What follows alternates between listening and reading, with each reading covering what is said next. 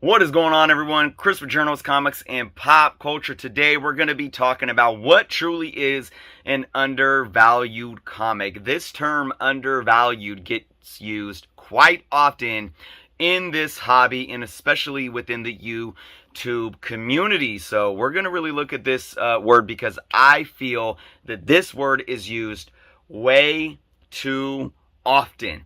All right, before we get into the video, if you aren't subscribed to the channel, please take the time to do so. Check out all the awesome links below. Folks, let's get into this video. So I'm gonna try not to beat a dead horse here, and I'm gonna come straight to the point. Undervalued. I've recently made a couple of videos. One was 10 undervalued Bronze Age keys, and the other one was 10 undervalued Copper Age keys. I explained in those videos at least the financial definition of undervalued. I often see videos of people saying, undervalued keys to buy now, or, undervalued comics, undervalued this, whatever it is. I think this term is used way too loosely. What does that mean, undervalued? Well, technically, we can look at any comic book, right, and hypothetically say it's undervalued. Let's just, pick up a few books right here. This is Star Wars number 3, Darth Vader, Star Wars Darth Vader number 3, first appearance of Dr. Aphra in a 9.2. We could sit here and say that this book is undervalued because we're assuming that it's going to gain value over time. Let's look at another book right here. Okay, we have X-Men number 4, first appearance of Omega Red. We could say the same exact thing. I think this book is undervalued simply because I'm going to assume that it's going to grow in value over time. I mean, we could pull out any random book. I got books all over the place, folks. We could pull out this Thor, just a nice Silver Age Thor book, issue 154. Well, I think this book is undervalued. It's not really a key, but Silver Age books, I mean, they continue to increase in value all the time as they get older, and they get more sought after, they get more scarce on the market, whatever the case may be. It's undervalued. Well, I'm here to tell you that that's not really how the term undervalued works. Otherwise, yeah, we really can't sit here and say 90% of comic books, that may be exaggeration, are undervalued. The finance definition of undervalued means an asset that has unrealized value. Okay, and when you look at what the word unrealized mean, that means that essentially the book or the asset in this case has value that isn't recognized on the market. So take, for example, maybe when Apple came about, in the late 70s, early 80s, and Steve Jobs was doing his thing before they kicked him out, before Apple kicked him out. If you guys don't know the Steve Jobs story, I definitely recommend it. You could say that people were looking at this company and saying, we're not thinking much of it. I don't know exactly when they went public, when they had publicly traded stock. But you could say that maybe when they did, that because people weren't understanding computers at the time, the PC, the personal computer, right? Maybe investors said, no, I'm not going to invest in that. It doesn't make sense. It's, maybe it was too ahead of their time. And essentially, hindsight 2020, right? We know that if that was the case, Apple stock could have absolutely been undervalued. Now, we can look at a stock being overvalued as well. So, for example, you have a company, a startup company that maybe they even have big investors. They're putting millions of dollars into this company, and maybe they're into AI or something futuristic, and they're hyping it up. They're going all to the media outlets, and the papers are saying this new company is set for greatness. And they go public, and investors flock to the stock. The stock balloons, but then it doesn't pan out for whatever reason, and the stock can plummet. That's when the stock essentially is overvalued and investors take a huge loss, right?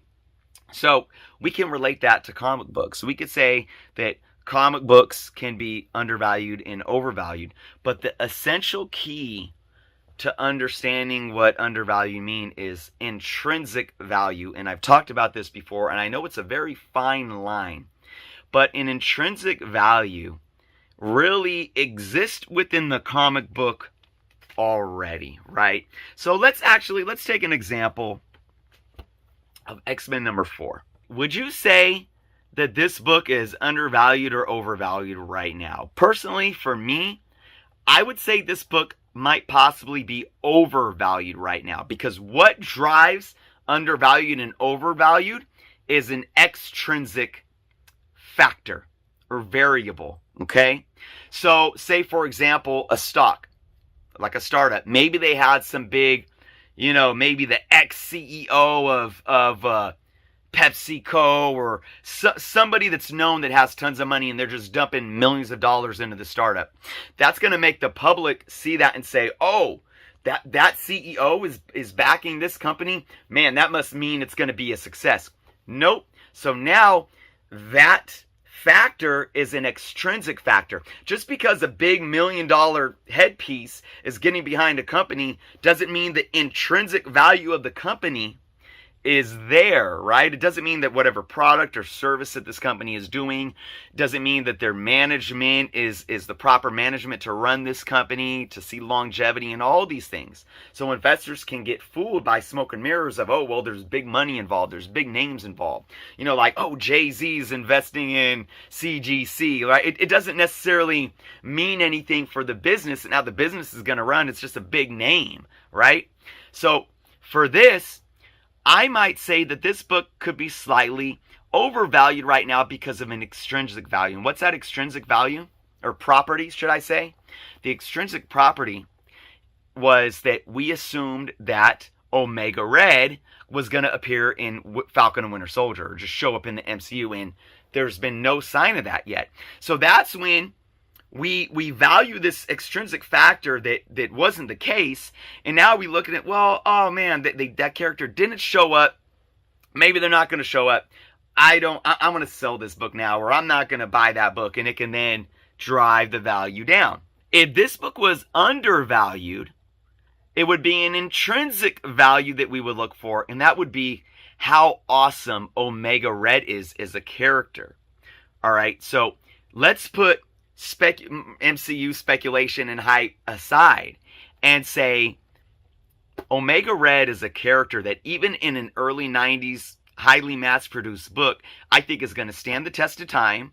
They're going to be a character that's going to be sought after from generation to generation. That means that I think this is an undervalued book because we just haven't seen the potential of that character. All right, so that means that essentially as this character grows, regardless of movie hype, this book can increase in value over time. But there is a fine line between intrinsic value and extrinsic value, because if Omega Red was to ever show up in the MCU and we see him in a live action film, and that brings in younger collectors or even older collectors, new collectors, and we see this character on screen, and maybe they're in the MCU for a good amount of time, and that brings people into loving this character, and they go flock to the comic book, and that drives up the value. It's hard to differentiate if that's an extrinsic value or intrinsic value at that point, because we're still what? Valuing the character, and not just necessarily the spec of the character. Oh, they're just going to show up. No, the character was done right in the films or the TV shows. The character is now iconic. Similar to how we're always going to look back at RDJ and what he did with Iron Man, Chris Evans and what he did with Captain America. And I think for those younger generations, or for the generations that didn't grow up with those characters in the comic books, we love seeing those characters in the comic books now because of what these people did on screen. Hugh Jackman with Wolverine. Hugh Jackman was that icon for this character that probably brought a lot of people into the comic books, into loving this character and buying the comics. So you can now say that Hugh Jackman and what he did for almost 20 years with that character is now part of that intrinsic value of the character in comics. So let's go back to this though. Essentially, if I'm saying that this might be an overvalued book, does that mean that I think this book isn't going to continue to increase over time? Absolutely not. Now, we've seen it do this because of a lot of spec, but say Omega Red never shows up. That can come down, and it might come down a little bit hard if the character never shows up. If we're waiting 3 years and we still haven't had an Omega Red. It doesn't mean that at some point that this book can't start climbing again in 20 to 30 years from now. This book has set new floors and is now, maybe 20 years from now, it's where it was at the peak of all this speculation hype.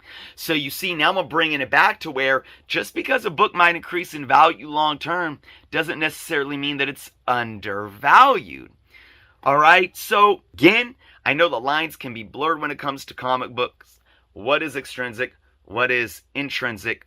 I would just, tips to give you all and how to understand that is keep your eyes and ears to the market. Keep your eyes and ears to how YouTubers talk about books, to how your fellow collectors talk about books. If you're in the LCSs and you're hanging out talking about the books, how are they talking about these characters that are showing up in first appearances? How are they talking about these new crossovers or these new number ones or team ups or whatever the value may be in that book, you know, whatever they're valuing in that book, and see how they're talking about it. And if it's because of factors that have no solidified substance within that book that can last for the long term, then you may be looking at an extrinsic value put on that book that could mean that that investment is a bit more volatile than something that has more solidified intrinsic value.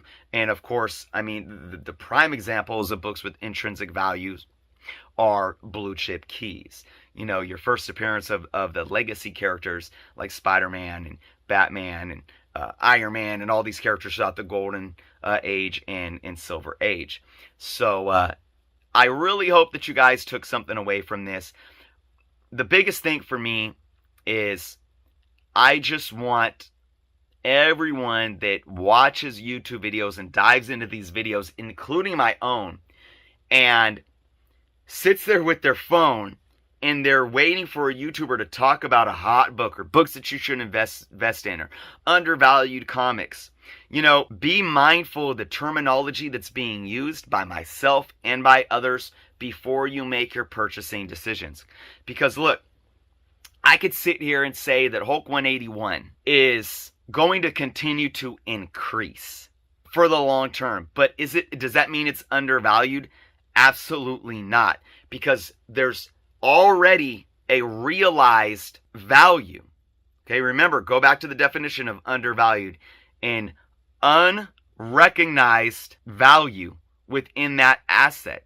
All right, everyone knows what Hulk 181 is. The market gravitates to it because of that. So you also have to look at where the book is in its life on the market. Let me know your thoughts in the comments below, folks. What do you think about the term undervalued? How do you guys recognize it when you hear it? Let me know. And again, if you aren't subscribed to the channel, please take the time to do so. Thank you guys for watching. Be well, and until next time.